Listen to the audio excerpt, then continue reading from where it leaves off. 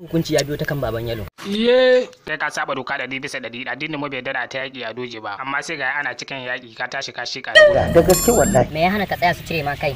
Haka nan na ka halame hana ka tsaya su cire ma. Kai ku dauko itace a bashi kashi. Wa za bugu da itace bin daga da ku same. Kai, Dodin dugu.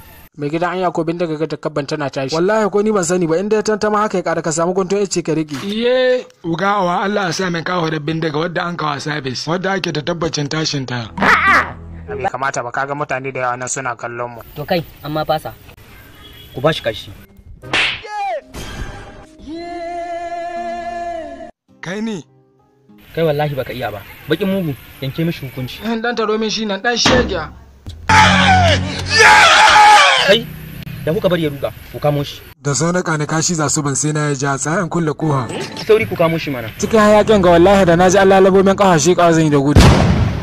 Kai wallahi tsoron ka yayi yawa. Duk inda ka shiga Ina ka koyi ka hito. Gane ka tona na asiri. duk inda ya shiga wallahi yaushe mun ce mun budo shi yaushe mun bashi kashi da itace. Shako ba ka ji ka hito ban bari su bige ka. Gane na hafa shege ta hona mu sheka.